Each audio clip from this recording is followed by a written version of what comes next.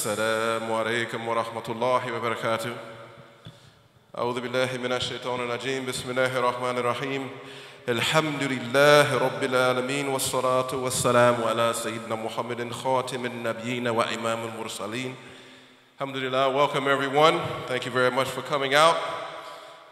I figure everybody already knows who I am, so I'm going to spare that unnecessary introduction, inshallah. What I would like to do just real briefly before our guests begin their presentation, I just want to give you a brief little history or understanding of what we're doing and what led to this particular program.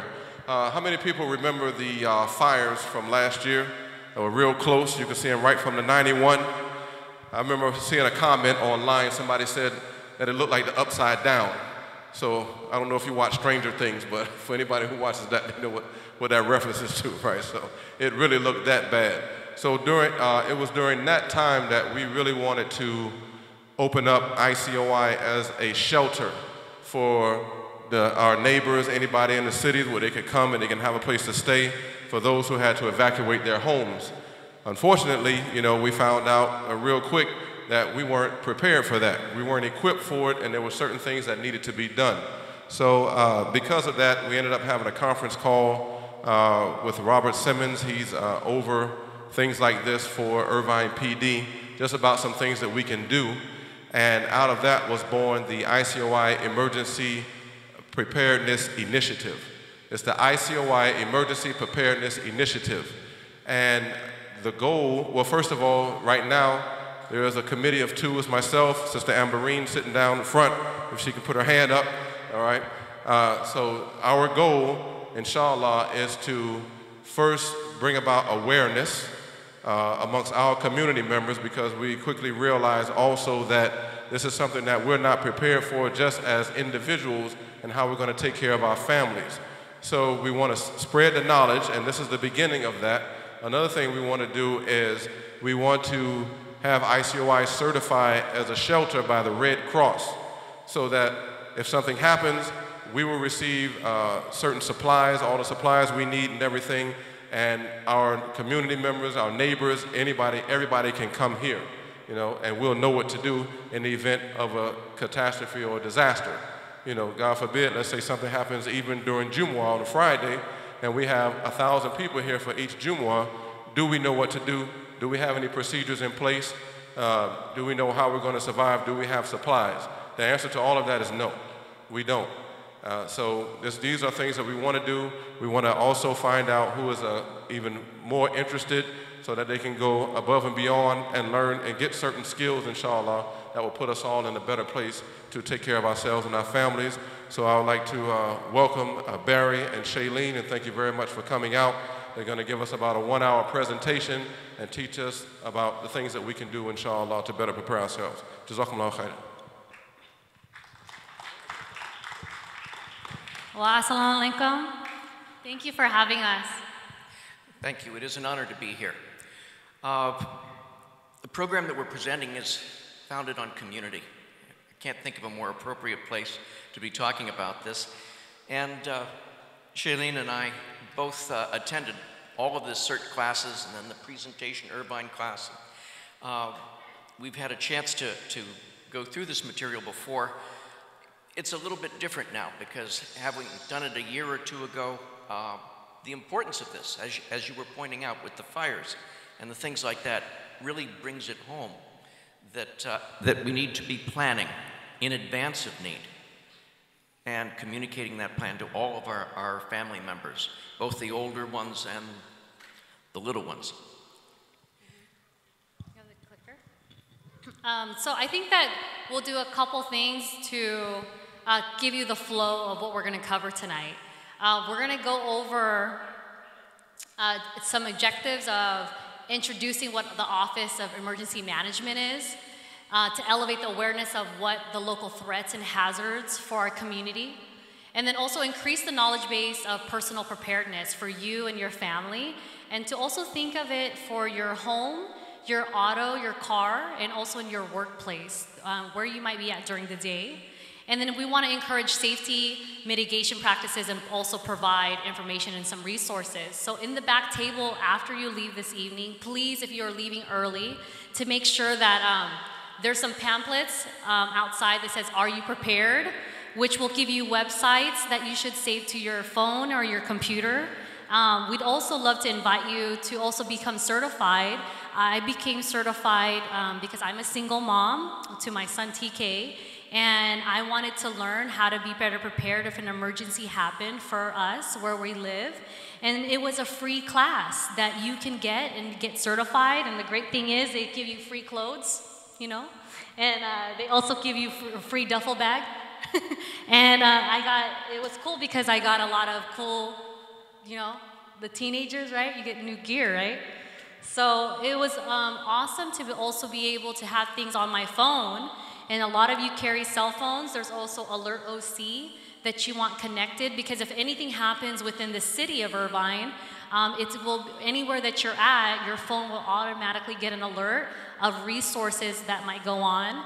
And then there's also an emergency supply kit that you want to make sure that you check off. And in our household, what we do is like every month, we try to budget something that we can check off on our list.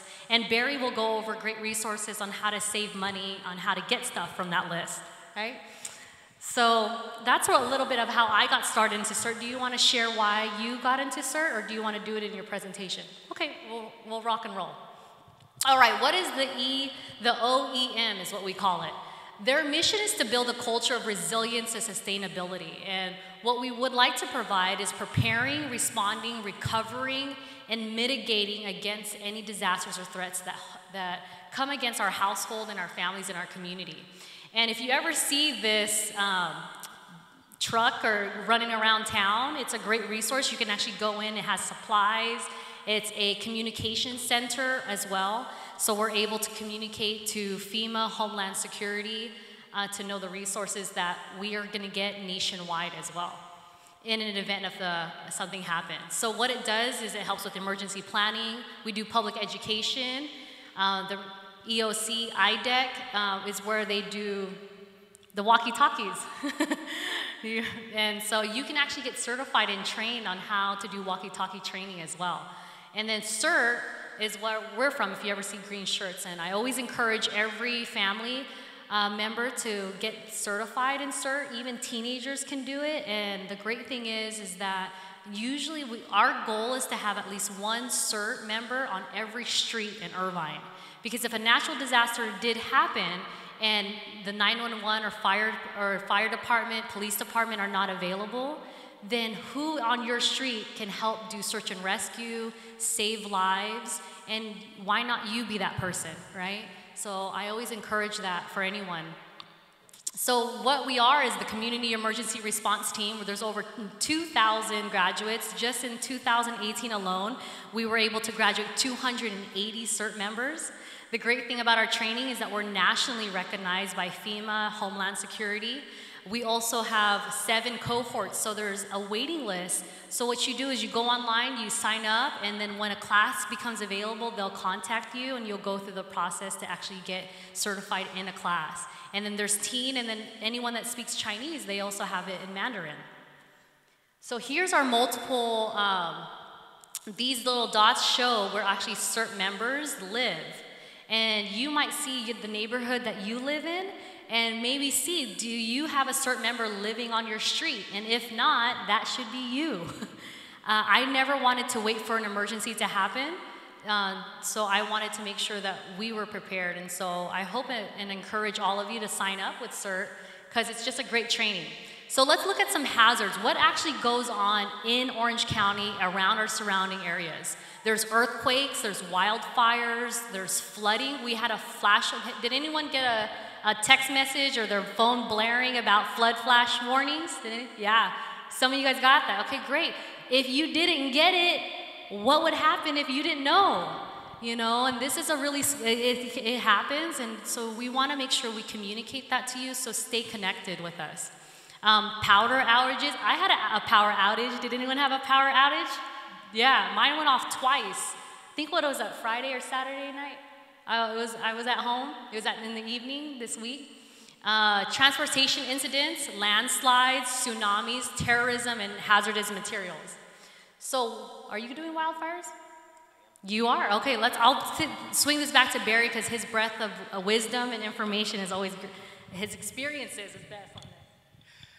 Well, the reason I asked for this one is that the reason I started with CERT is that my profession is a project manager, planning and doing those kinds of things. And I was here in Irvine, 92, when we had the fires coming over. You could see them for 20 miles. It was a very exciting time. But it struck a little bit earlier. It turns out that when you're planning for wildfire, you're planning for the possibility of having to leave.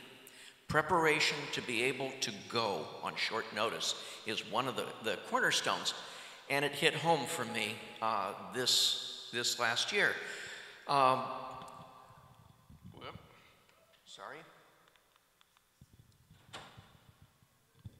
Taking your home and preparing for it, making it defensible, making it safe is the first part of it, and then developing and having your emergency supplies, making sure you have insurance and your documents. I'll show you why that's important in just 1 second. And then you have to be able to grab pets, children especially. You have to be able to grab documents and medicine in the case that you need an evacuation. And the reason I say that it hit home is that this is where my mother-in-law lives, or lived. It's a nice mobile home on a nice street with a lot of trees. The problem is it's in Paradise, California. That's where the campfire was. And this was taken earlier in the year. This was taken last month. That's her bird bath. That's what was left. She was in her home. There was a pounding on the door. You have to leave now. So she's out there and she's saying, okay, what do I do? And the lady yelled at her, now. And she pointed at the sky, and the flames were coming up over it, 30, 50 feet high. And my mother-in-law, you have to understand, she's 91 and blind in one eye. But she got in her car with her purse, the clothes on her back, and her car, and she made it down there.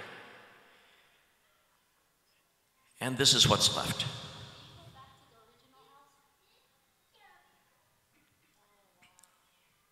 If anybody cares, that's a triple wide. Luxury.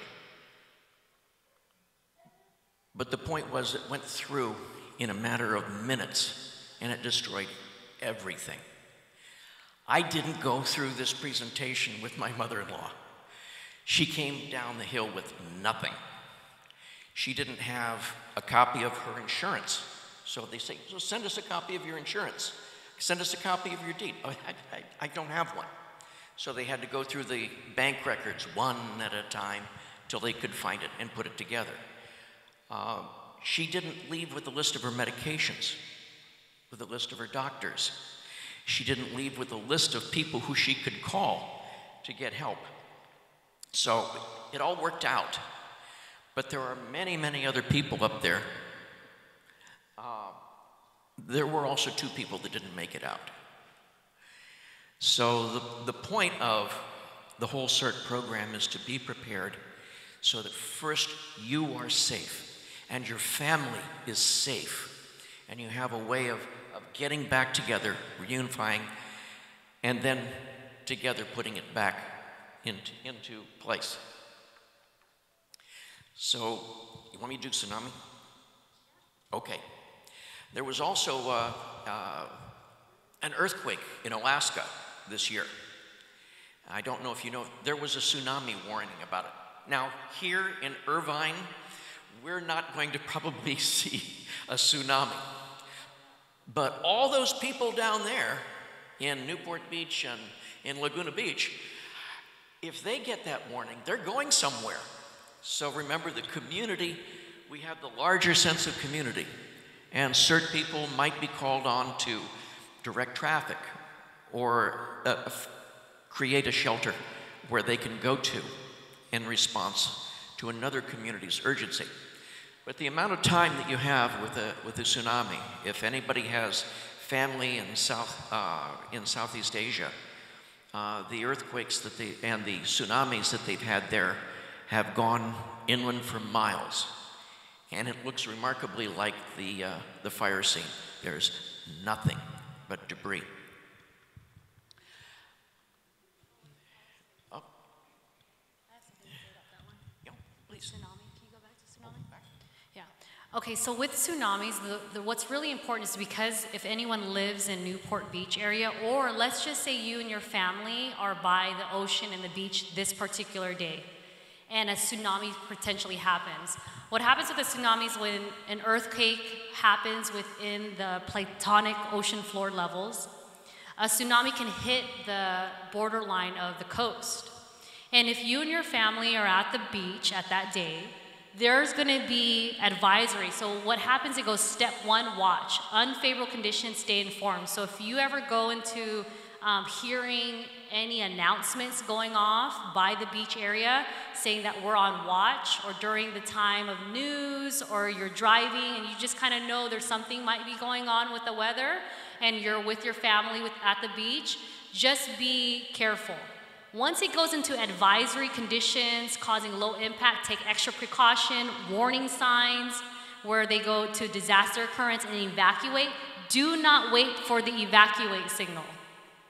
What's best is always to make sure that by watch and advisory, if you know there's something that might be going on, for my personal opinion, in the sense of our training, you want to leave the premises in that area. I would advise, take your family, and if you're at the beach that day or close to the beach, we need to go home or we need to get away from that coastline. So that's a really important factor about tsunami. That's what I wanted to cover. Well, the difference is that you still have a plan, but these warnings give you a heightened state of awareness. You're more aware of what's going on around you. So if you knew there was a warning and you happen to be at the beach and you start to see the ocean go out, do you go out to look at the fish? Probably not. You're going for the high ground as quickly as you can. But it's the awareness, it's the knowledge of what's going on around you. Just as it would be if there were a fire warning. Before the evacuation comes, you have a plan and you're able to execute that. You control it, not waiting for somebody else.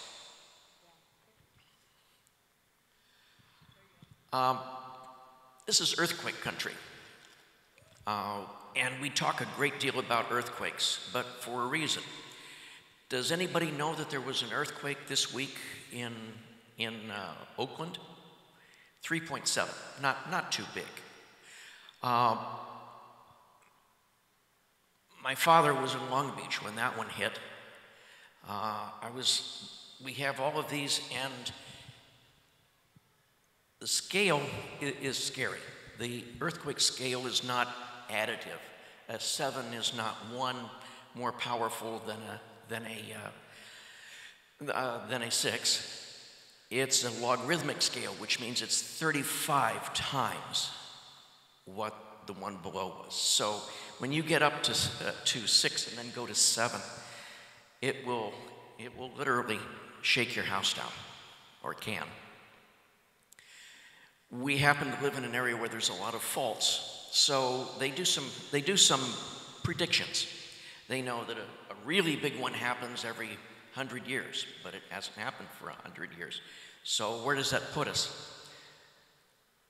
We have in a 30-year window, a 5, there's a 100% chance. In fact, we've had one in the last few years.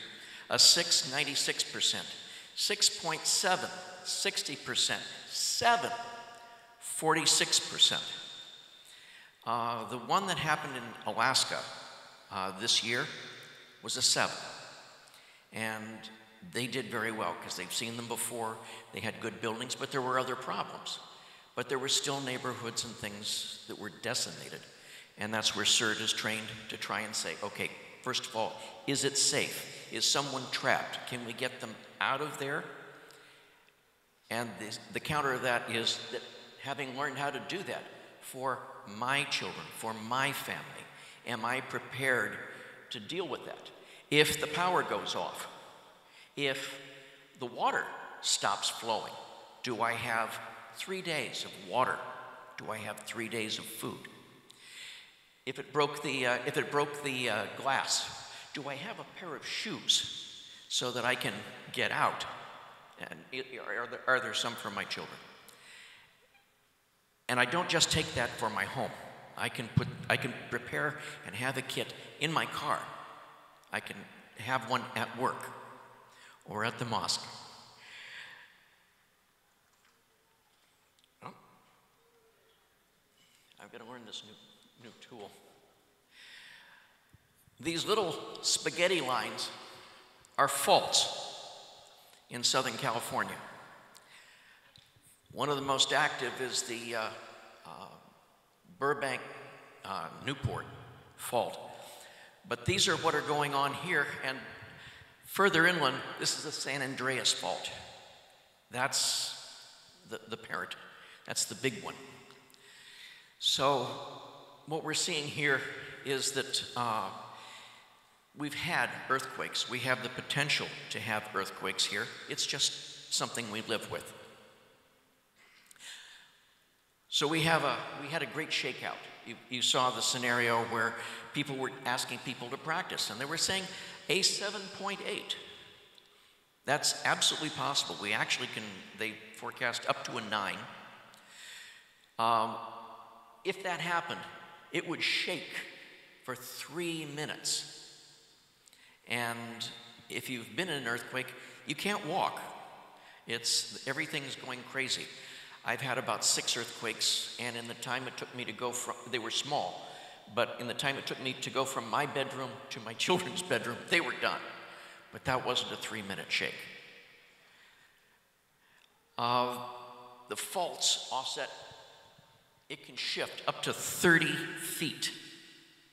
That can knock down a bridge or split a building in half. It would cause severe damage to all the lifelines, the electricity, the roads, the gas lines crossing that fault, and the critical infrastructure, the things we assume are going to work with our power and our light and our water, are going to be broken, at least for a while. It's going to have a significant economic impact, but it's going to take a lot of time to recover. The fire that I showed you earlier, they're forecasting at least a year to rebuild it. They not only have to clear it, they have to take 6 inches off of the entire soil. So the earthquake is the most likely thing that we could face and the most severe. It will have an impact on your businesses. For all of you that are working, your business may be knocked out. If you have employees, they may not be able to return home. Or once home, they may not be able to get back to work. Computer systems are pretty much going to be offline. And it's going to have local impact. Pardon me? Back up. Oh, a good point. Just like this one is trying to do. Back up your computers. Make sure you have a way of getting it. If it's not possible to use it, if for some reason it's broken or the infrastructure is, if something falls on it, it's gone. So don't let that be all of your information and stuff without a backup. They have no season. They can occur day or night. They are not associated with weather. There's an expression called earthquake weather. When it rains, it's a myth. They can happen in dry weather. They can happen in the rain. They usually strike without warning. We used to have a presentation in here that would say, okay, it happens up in Joshua Tree, where they have had a number of large earthquakes. It's about 60 seconds before it hits here. Takes that long for the shock wave to go. But there's no emergency system that's going to tell you that. They don't respond fast enough. If they sent it to your smartphone saying earthquake immediately pending, you would have less than a minute to deal with it. That's not the time to build a plan. That's not the time to say, oh, I should pack.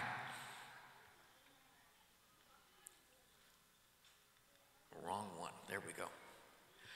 Okay, there's some myths or stories about what you should do. One of which is this is a safe scene because the roof fell and it's propped up, and it's referred to as the triangle of life. Is that a good thing? I've got a good answer down here. You're a scholar. No, that is not safe. You don't want to be there. If you are there, you want to get out. That is not a safe place. Has anyone heard of the triangle of life? Like if an earthquake happens, you would put yourself in a triangle? No? Never heard that? Okay, good. Okay, good. You weren't taught that one. Okay, who has heard that if there's an earthquake, you're supposed to stand in the doorway? Really? What? So then if you go into the doorway, everything else would fall, and then the doorway would protect you. Yeah.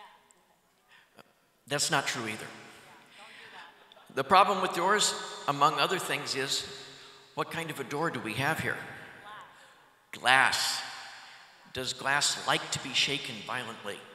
No. So the doorways are often not the right place to be, and do not run outside. yeah.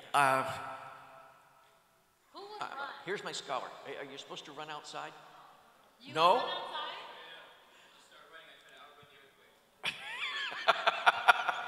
You are fast. You are really fast. The reason why we don't run, okay, because there's places in the building or where you're at that could be safer. Let's just say we were in the mosque. We're actually going to go over safe ways to do it, but there's two things with earthquakes. There's P and S. There's primary waves, and then there's secondary waves. So you might come across the earthquake and you're on a primary wave, which is usually more subtle, or it might shake really violently in the beginning. The secondary waves, because they are waves, when you drop a piece of water drop spills, there's ripples. The same thing happens with the very hot spot of an earthquake. When it runs through the lines, it's going to ripple through the valley, through the mountains where it's going. So you have to make sure you don't run. Because if you run out of these doors, you don't know about the other waves that are coming through. And there's other cars that are going to do probably crazy things because they don't know what to do. And so they're probably thinking, if I get outside during this earthquake, nothing will be around me and I'll be safer, right? But you don't also know when the ground split. You know, so things like that, things are falling off the buildings. So the most tragedy is happening because somebody's falling or a child is running out of the door during an earthquake and something on top of the building is falling down, and now there is death because someone hit a human or a child as they're running out of the building. So that's very dangerous. Do not run if an earthquake happens, okay? The other thing is that going outside assumes that outside is safer, except that it'll shake power lines, and they'll be lying on the ground. It'll be shaking high-story buildings, and glass will be there and falling on the ground, and you'll be running over broken glass. The ground can get very uneven. I do have some pictures later on. It gets real uneven. So outside is not safer, and running outside is a very dangerous activity. I did it again. Okay, who thinks the bathroom is the safest place in the house to hide out? It might be the most convenient, but it's far from safe. What is all this stuff made out of? Yeah. Does glass like earthquakes? No, not at all. And again, the same issues occur. You've got the potential for broken glass. Stone also can break and split in an earthquake. So it's not a safe place to go find it in the bathroom.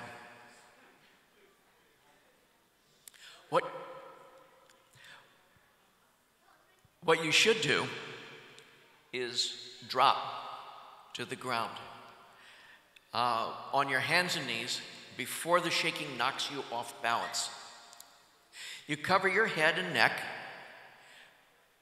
by either climbing under a table or using your arms and hands to protect you, to shelter.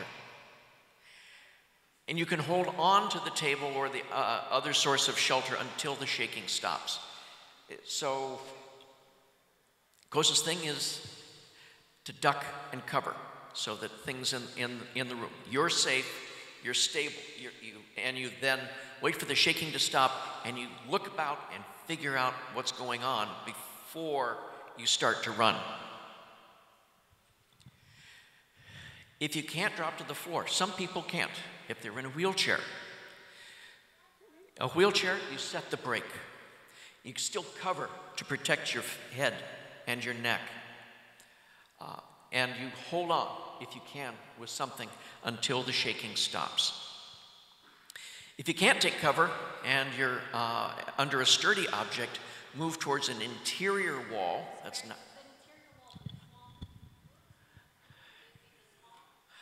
I don't think so. There's stuff over it. A supporting wall, strong wall, yes. Yes. Yes. Yeah. So if we were in the mosque,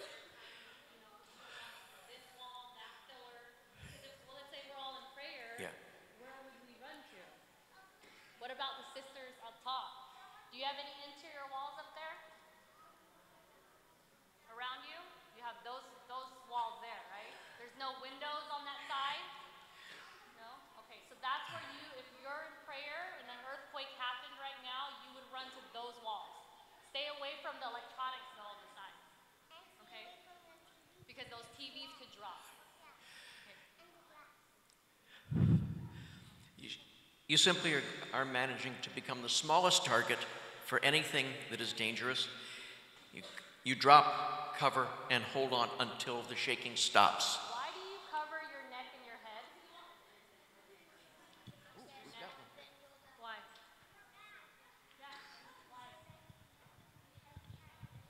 Yeah, you want to make sure your neck and your head, you have to protect this area. Most important, your head, brain damage, you. Yeah,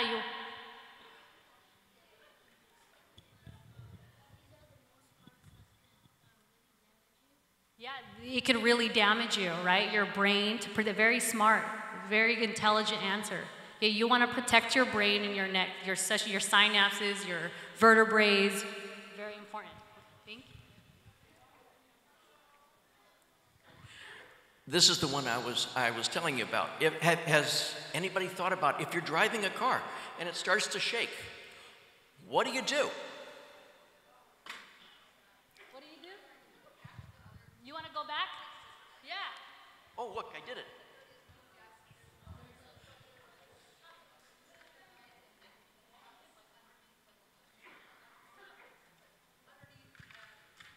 Like your body can get in somewhere? Yes. Yes. Yes. Yes, if Something that's sturdy and it's not going to fall over. a sturdy table, not a glass coffee table. No, but what she's saying is she Yes. has a cabinet. Oh, a cabinet. Yeah. If it's secured, Secured.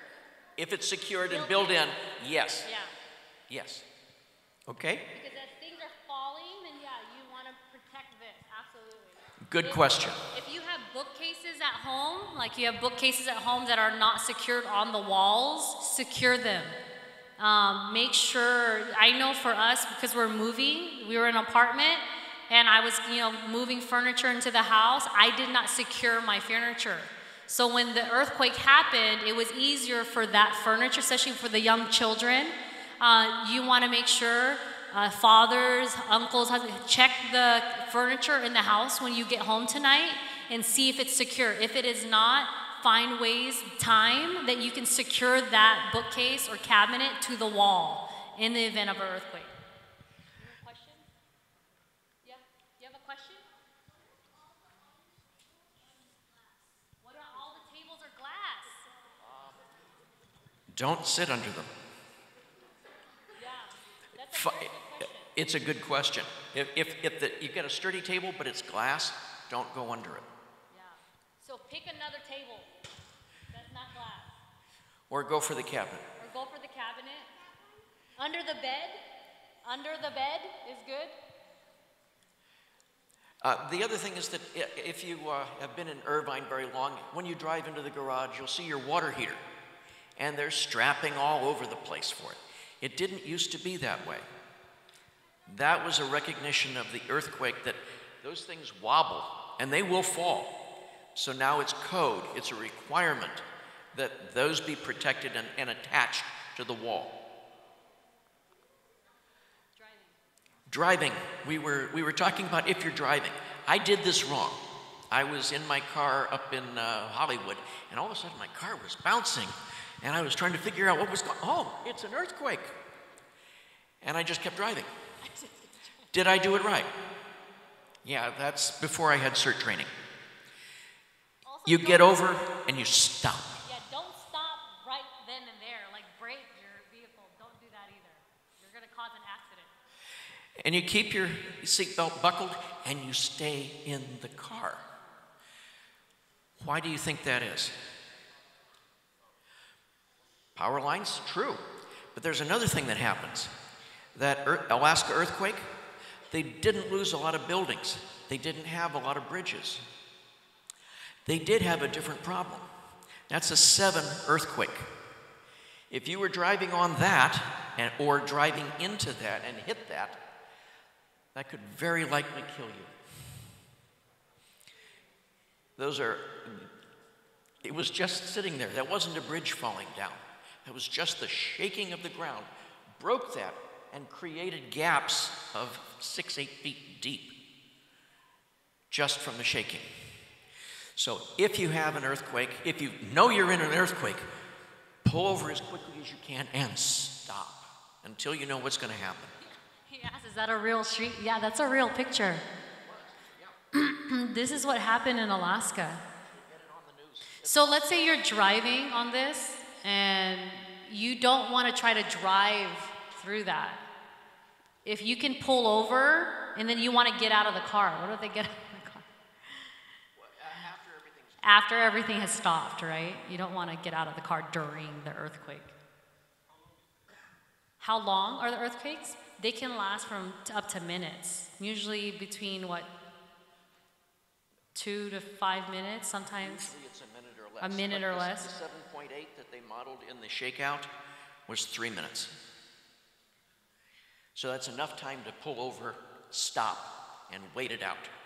Yeah. Okay. You've survived. You've pulled over, yes. Yeah.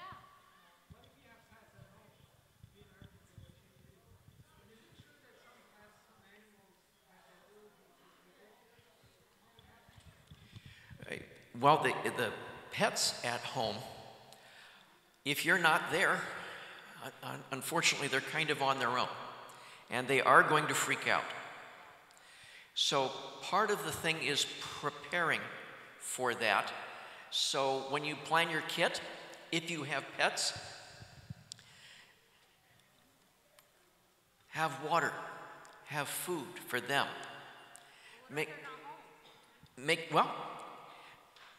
Then have the water and the food for them, and they have collapsible cat carriers or dog carriers if you don't need them all the time.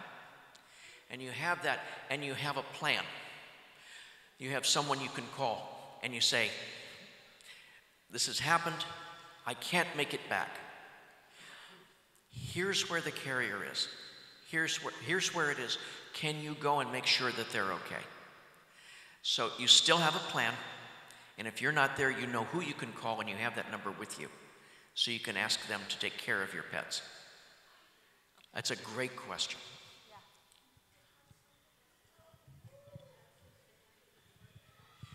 You'll have to repeat. That was very soft.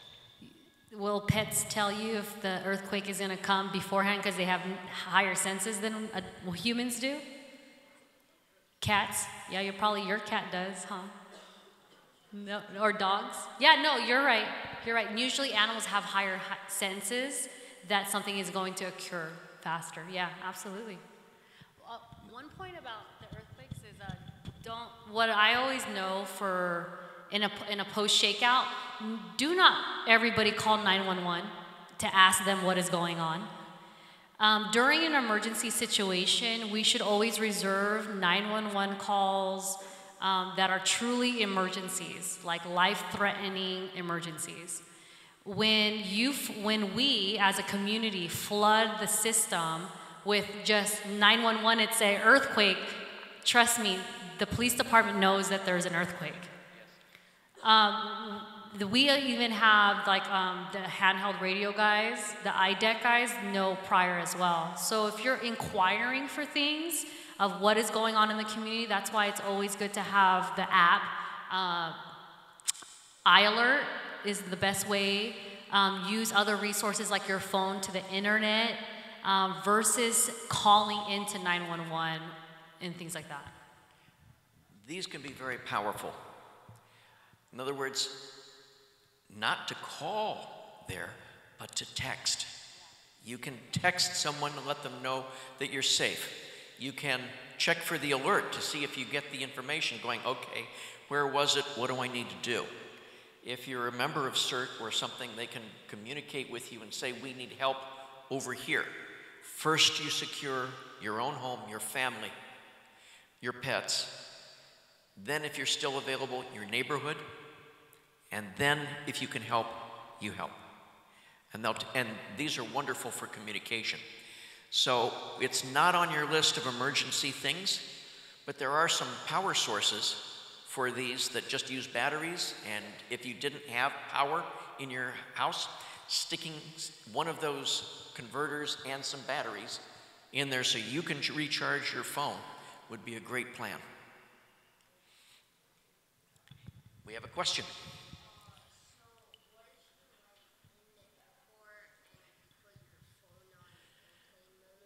Yeah.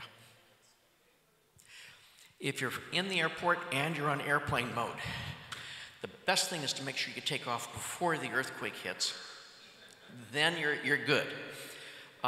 If you're in the earthquake, you should know that Irvine CERT runs the airport here at John Wayne, and it's CERT people who will respond to that, and the Orange County Fire Authority and the Orange County Sheriff and Irvine. So the first question is, if you're in the airport and you don't have it, what are you going to know? You're going to know when it starts to shake. It's not going to have a warning system. So what are you going to do if it starts to shake?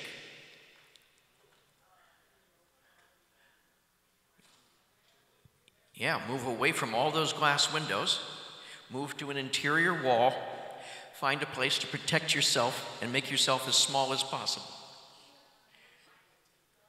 And then when it's done shaking, figure out what's going on before you go running through the terminal.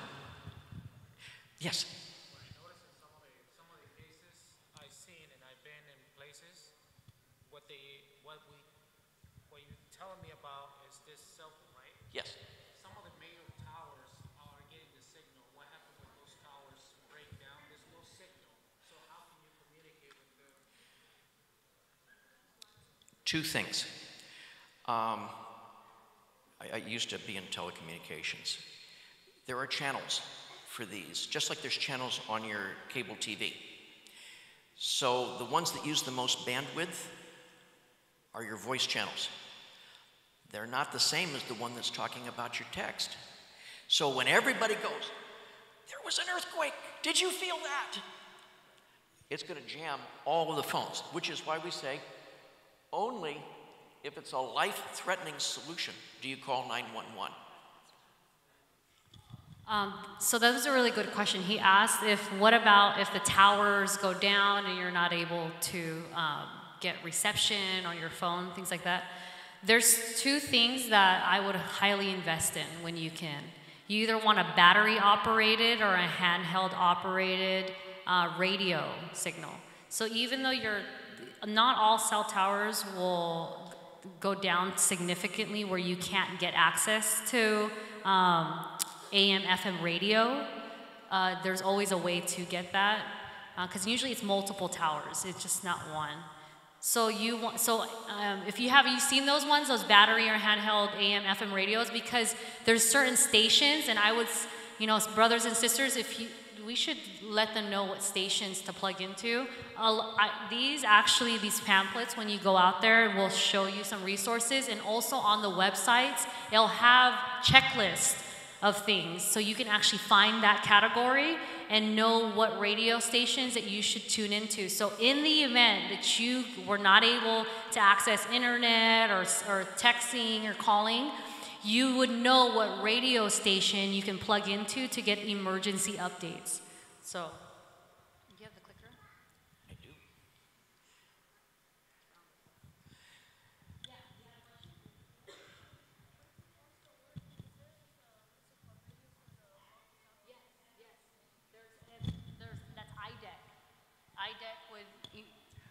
IDEC is shortwave and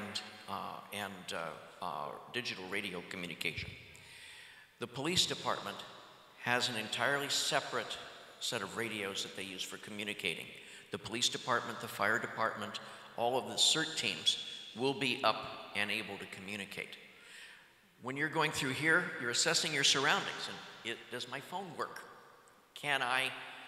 Don't jump on and call 911. They know there's an earthquake, but if you are in trouble and you have a life-threatening, you call 911. If it doesn't go through, you text for help. You call someone to try and get there. If you have access to a radio, you tune it to the stations and you get the information. If you have a cell phone with alerts, those of you that got the warning about the flood warning in Irvine last week, you'll get the updates that an earthquake has hit and here's what we're doing to respond. Yes, young lady. I'm sorry? What if your phone is dead? Do you have a charger with you? Oh, okay, maybe, but if not, your phone is dead. That's when you look to a friend or a parent and say, "Is yours working?" It's not the only thing that you need. It's the best one if it's available. Okay. Yes.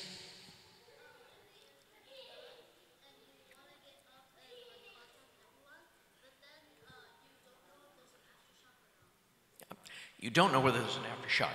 So, the question about wanting to contact everybody. Yes.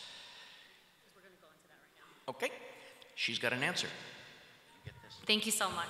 So let's go into what to prepare for. Does this work? Who turned this off?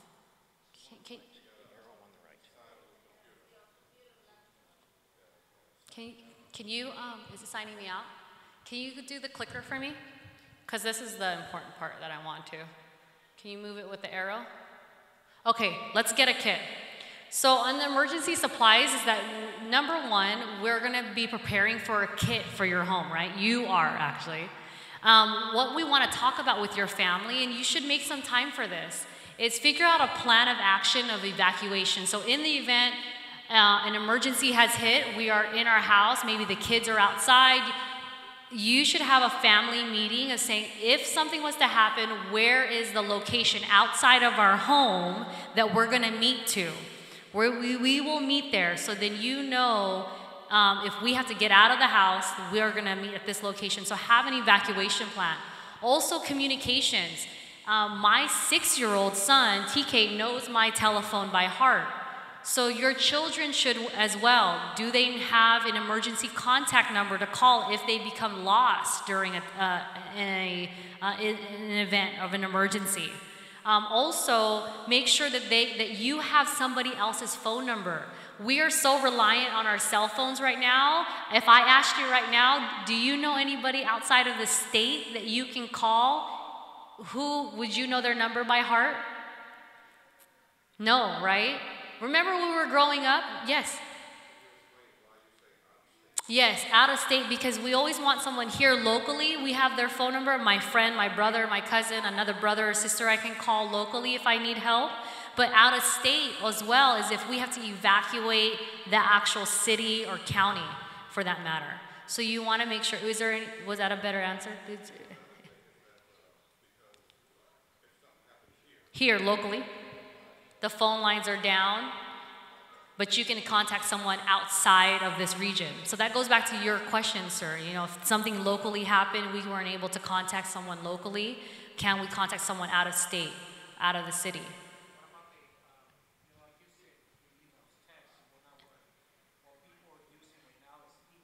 Right, email, internet.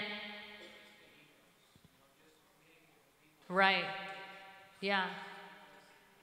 Yeah, if the phone line goes down, maybe you can send an email. Or your phone breaks, yeah, absolutely. What can you do? And those are things to think about. So let's go to the next slide, because I want to go through these things about staying informed. Often for Alert OC, if you're on your phone right now, search it. Search Alert OC. You can even register here at www.alertoc.com. And then let's go to the next slide. They do text, email. We also have Nextdoor. The Irvine Police Department has their own Twitter account. Here's the FAM. This is the radio station that I was looking for on my phone earlier. 1640 AM is their emergency. So maybe in your notes, if you have your cell phone on you right now, brothers and sisters, put it in your notes right now, 1640 AM. If an emergency happened, that's the radio station that you want to log into to be able to check on emergencies. Or if you want to take a picture of it, zoom in on it and make sure that you have it in your phone. But if you have the time, do it right now. So I'll go back one. Did the computer die? It's restarting, yeah. It was on, the police department has it on an automatic restart because we're doing updates right now. But it's okay, so it's 1640 AM. 1640 AM is what you want to save on your phone. We're going to go through this emergency supply kit really quickly, and we're going to actually see what do you pack in your car versus what you pack in your workplace, and then what can you pack at home. So what we know is that for a starter emergency kit, Barry, you want to come here with me and show me your bag? Water. We talk about water having 1 gallon per person per day. So you want to make sure that you have at least 1 gallon per person for at least 3 days, right? So count how many are in your household, brothers and sisters. Think of how many gallons would that take for your family, and then also a storage location. Where can you store water at that, and food supplies? You have a lot of choices. You can choose to buy a storage bag, a 15-gallon or a 30-gallon bag. They're expensive, and they have filters, and they're wonderful. But today I went down and bought this for 83 cents. That means for $3 per person, you can have enough water in your home for an emergency. That if it all stops flowing, you have water. And I always keep extra for, bathing, brushing your teeth, things like that if you need it, okay? Or pets, absolutely, yeah. For I think years. A use-by date. This one says sell by 2021. So 2 to 3 years, So right? it's good to have it. That's the 4 first step. years. Then check it every year at least, or when the clock changes with daylight saving. Right. Yeah. Twice a year, go through your stuff and make sure that the dates and the things are correct. I would put it in a cool, dark area. The only reason why I say is because I've been teaching water science for 10 years, and so things that affect water are UV light, air, and movement. Also, another thing is that you have to make sure that when, let's just say we're at home, you're in your home, and the earthquake or an emergency disaster happens, if you feel that there's a gas leakage or break, or maybe that the earthquake can happen, do you know how to shut off your gas? If you do not know where that is in your home, you should look for that and see where and how do you need a tool. Because some homes and places you need a tool, sisters, so you gotta make sure, do you have your tool? I think I actually have here. This is my tool that I keep on me. So I have my cert bag, and my cert bag stays in my car with me. This never leaves my car. I also have a bag for me and the baby, he has a backpack and I have a backpack in the car.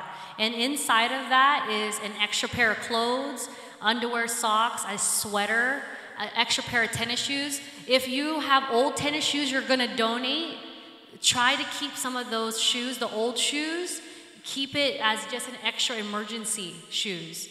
Also by the bed, if you're sleeping at night, let's just say an earthquake happens or something happens and you are in bed with no shoes, and immediately someone's banging on your door to leave the house. You can have shoes right by underneath your bed. It's really safe. We've had people say, hey, I had an extra pair of shoes under the bed. I knew right away I had to leave the house. The kids, we grabbed our shoes under the bed, we left. And so I have emergency bags in the house. The closet door by the front door has emergency bags. So if we have to do a grab and go, I already have pre-packed bags for us. And so what I also did was I made copies of all of our birth certificates, driver's license, social security numbers, medical ID cards. I took copies of it. So if you get a chance, some of you only have your ID medical card in one place, your purse, or in your wallet, right, brothers? So what you want to do is make several copies. I have a copy in a Ziploc bag in the car. I have it in the bag at work. I have it in a bag at home. So I made 3 copies of all of it, and I put it in each one. And then I put cash in each bag. Because if the ATM goes down, you will not be able to get access cash out of the ATM. So brothers and sisters, I always say put it in your emergency bag, put some cash in each bag, just in case if you do a grab and go, you have money on you. Yes, you have a question? Here, sister?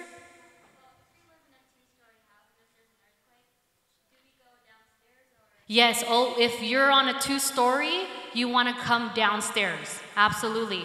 If you are on a 2nd floor apartment or you have a 2-story home, I would say invest into, there's the ladders that you can throw outside of the window. They can even sell them on like Craigslist or, like someone's selling it for like 20 bucks. Get it. Especially if you have a 2nd floor to your home. So if you ever need to evacuate the 2nd floor, let's say the fire or an emergency happened on the 1st floor, you're not able to go down the stairs. You can climb out of the ladder, down that way too. Some of you should also know how to just tie knots on a sheet, or if you need to use a bed sheet, tie knots, and then you could use each one to get down safely out of a window. Very good question. Okay, I was gonna think about some other tips and tricks of the trade of evacuation. Okay, so I did 2-way radios. We talked about identification cards. Yeah, sweater and a jacket. Oh, here's another thing that I always remember was gas. Who drives their car all the way till the empty light comes on and then you go to the gas station? Yeah, some of you do? Okay, don't do that. I tell all my brothers and sisters, if your tank is halfway, go to the gas station.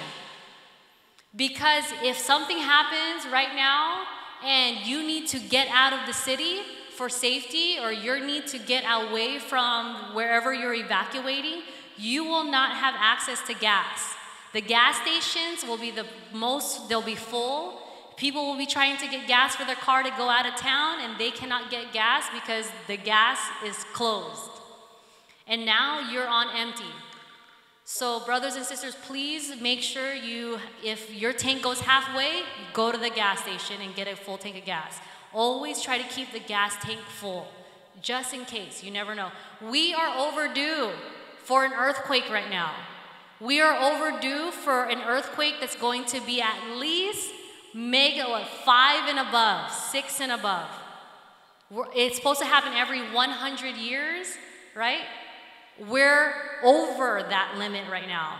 So any day and time right now, the reason why CERT is doing a big push for certifications and education is because we know that it's getting close and we have to be smart to be prepared, okay? Anything else that I can think of? Yes, sister. Medication, thank you so much. For you that's taking medication, make sure that that isn't in your emergency bags.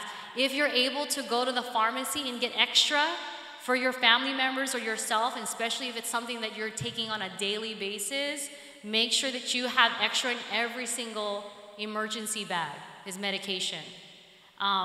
Yes. Yes? Smoke?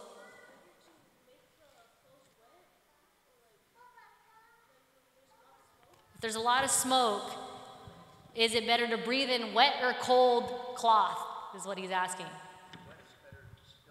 Wet is better to filter the smoke.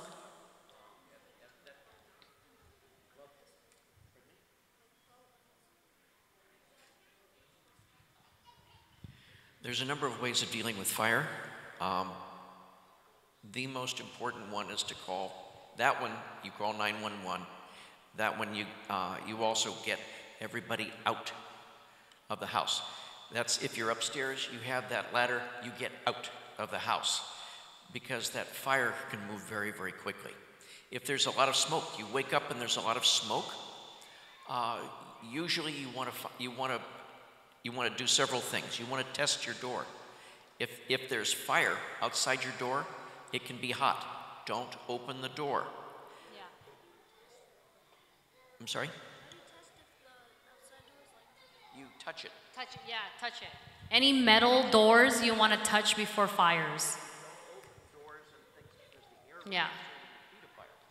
And dealing with fire is a very separate thing. Yeah, we're out of time. Yeah. Okay, brothers and sisters, yes. Yes, it is. Yes, it is. It's safe to go under the bed during an earthquake. So, brothers and sisters, we're wrapping up. If there's more questions, I want to answer them.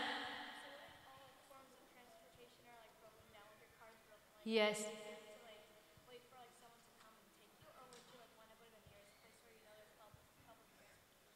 You want to go to public transportation. Usually if trains are running and they are still operable and you can get out of town and maybe you're not able to get out of town, that's fine. I know everyone's just trying to make it home. So I don't want to keep you further, brothers and sisters, if you have to leave, but I really hope we got a chance to educate you on some resources. Please make sure you get any flyers. You can take some for your job or your workplace. We do free classes and this presentation at your job or your school or club, so if you're a part of any organization, it's free for us to come out and do an education class, so please contact the CERT team at the Irvine Police Department to ask for that. For me, I did it during the summer. It was only like a month, right? A month. And it was like 2 times a week for like 2 or 3 hours. So you knock it out. And if you miss it, when the cycle comes back up, you just make up the classes you missed. So please, the youngest age is teenage age. The teenage class, middle school, high school. They have it available. Yeah, 13, yeah. But contact them online and they can answer questions. There is a link, so please take any flyers that are on the table right here outside to the right, grab some extra, and then make sure that you take that home with you. Thank you so much. Thank you very much. Thank you very much. We greatly appreciate you all taking the time to come out. This is really huge. We are, as I said from the beginning, we are looking to form a core committee to help us get ICOI up to snuff, inshallah. If anybody is interested in the CERT program, you can talk to me. You want to learn more about this, you want to be part of the committee, you can email me, amin@icoi.net, amin@icoi.net. Sister Amberine is CERT trained. I myself, I'm CERT trained as well. There is one night class throughout the year, and they usually have that at the end of the year. So it takes about 6 weeks which you're going on like a Tuesday and Thursday. So you can choose a day class or you can sign up for the night class. This is very important. So please take this information back to your families, and by next Friday, inshallah.